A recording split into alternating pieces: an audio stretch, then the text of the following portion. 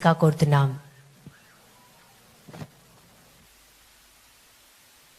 పెద్దలు, గౌరవ ముఖ్యమంత్రి వర్యులు శ్రీ నారా చంద్రబాబు నాయుడు గారికి నమస్కరించి, వేదిక మీదున్న పెద్దలందరికీ నమస్కారాలతో,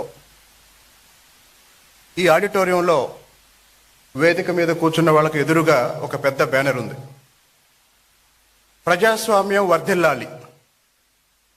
హాల్లో కూర్చున్న వాళ్ళు వెనక్కి తిరిగి చూస్తే కనిపిస్తుంది, ప్రజాస్వామ్యం వర్ధిల్లాలి. 1947 ఆగస్టు 14వ తేదీ అర్ధరాత్రి మనకి స్వాతంత్రం వచ్చేంత వరకు ప్రజాస్వామ్యం అంటే మనకు తెలియదు. ఇందాక గౌరవ ముఖ్యమంత్రి గారు లోపలికి వచ్చేటప్పుడు ఒక ఎగ్జిబిషన్ చూపించారు. ఆ ఎగ్జిబిషన్లో చోళుల పరిపాలన గురించి క్లుప్తంగా వివరించారు. దాదాపు 1000 సంవత్సరాల క్రితం దక్షిణ భారతదేశంలో చోళ సామ్రాజ్యంలో గ్రామంలో ఒక గ్రామ సభ ఏర్పాటు చేసి ఆ గ్రామంలో ఉన్న ప్రజలందరూ ఒక నాయకుడిని ఎన్నుకునేవారు. అదే గ్రామ సభలో ఆ గ్రామం యొక్క సమస్యలేంటి, ఆ గ్రామం యొక్క అవసరాలేంటి, వాటి పరిష్కారానికి ఏం చేయాలి అని ఆ గ్రామ సభలో చర్చించారు 1000 సంవత్సరాల క్రితం. దక్షిణ భారతదేశంలో మీరు ఏ గుడికైనా వెళ్ళండి, మండపం ఉంటుంది. ఆ మండపంలో ఆ గ్రామ సభ సమావేశాలు జరిగేవి. అక్కడే సర్పంచ్ని ఎన్నుకునేవాళ్ళు, అక్కడే వార్డు సభ్యుల్ని ఎన్నుకునేవాళ్ళు. కాబట్టి 1000 సంవత్సరాల క్రితమే, ఇంకా అంతకు ముందుకు వెళితే వేదకాలంలోనే లేదా బౌద్ధ సాహిత్యంలోనే ప్రజాస్వామ్య మూలాలు మన దేశంలో ఉన్నందుకు ఈరోజు భారతీయులంతా గర్వంగా చెప్పుకోగలిగిన ఈ ప్రపంచానికి మనం ఇచ్చిన ఒక అద్భుతమైన సందేశం ప్రజాస్వామ్యం.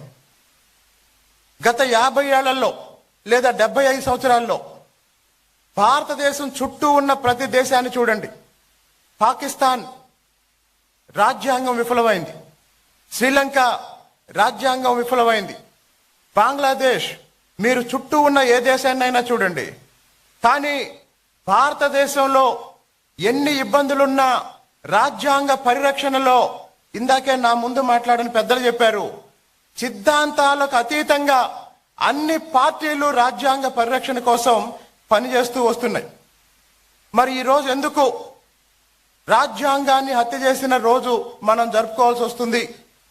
ముఖ్యంగా ఇందాక ఒక మిత్రులు అంటున్నారు, అసలు ఎమర్జెన్సీ అంటే ఈ తరానికి తెలుసా? ఇక్కడ ఉన్న వాళ్ళల్లో సమరం గారు లాంటి పెద్దలకి, చంద్రబాబు నాయుడు గారు లాంటి పెద్దలకి ఎమర్జెన్సీ వల్ల ఏర్పడ్డ రాజకీయ పరిస్థితులు కొంత చూసుంటారు. కానీ నేను 2 నిమిషాల్లో చెప్తాను.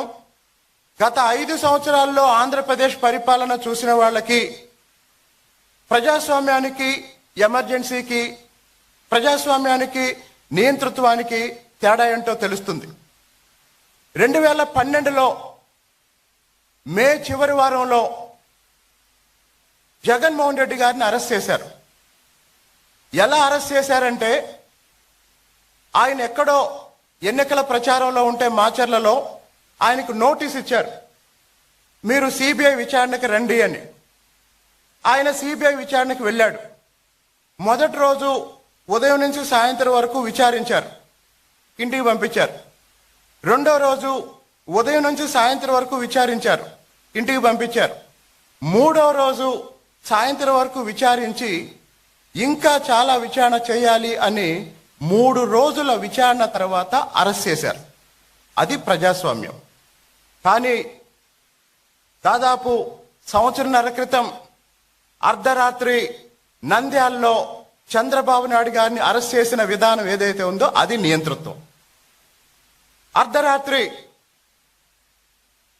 నోటీసు లేదు.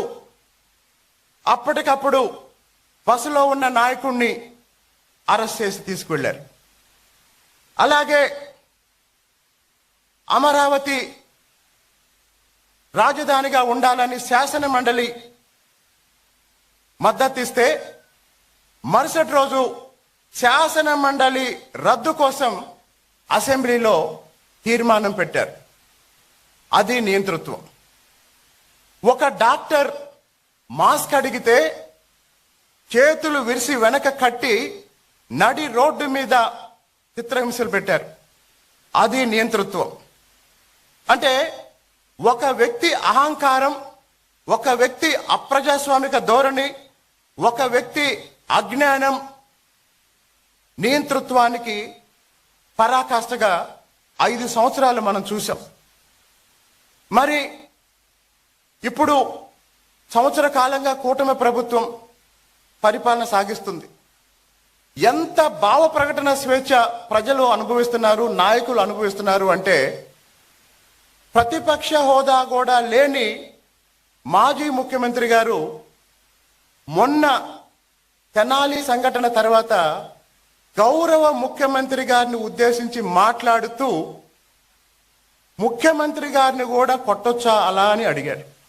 నాకన్నా ముందు మాట్లాడిన పెద్దవాళ్ళు చెప్పారు, చంద్రబాబు నాయుడు గారు గరళ కంఠుడు అని. ఇంతకన్నా సాక్ష్యం ఇంకేం అవసరం లేదు. కాబట్టి ఈ ప్రపంచానికి భారతదేశాన్ని ఆధ్యాత్మిక గురువు అని చెప్పుకుంటాం.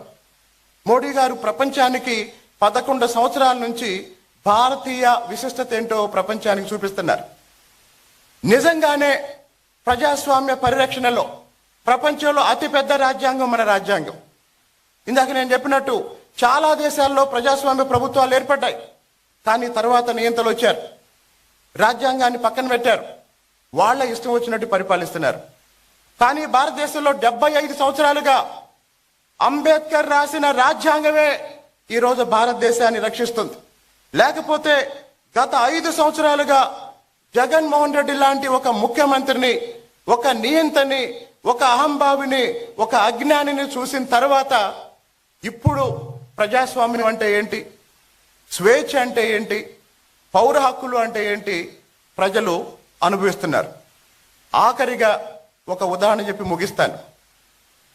అమరావతి మహిళా రైతులు కనకదుర్గ గుడికి దర్శనం కోసం బయలుదేరితే గుడికి వెళ్ళటానికి వీల్లేదు అని ఆ రోజు ఆ మహిళలకు నాయకత్వం వహిస్తున్న డాక్టర్ రాయపాటి శైలజ గారిని గత ప్రభుత్వం అరెస్ట్ చేస్తే, కేసులు పెడితే ప్రస్తుత ప్రభుత్వం రాయపాటి శైలజ గారిని మహిళా కమిషన్కి చైర్మన్ గా నియమించారు. నియంతృత్వానికి ప్రజాస్వామ్యానికి ఉన్న తేడా ఈ ఒక్క ఉదాహరణతోనే మనకు అర్థమవుతుందని ఈ సందర్భంగా తెలియజేస్తూ ఈ అవకాశాన్ని నాకు ఇచ్చిన అందరికీ ధన్యవాదాలు.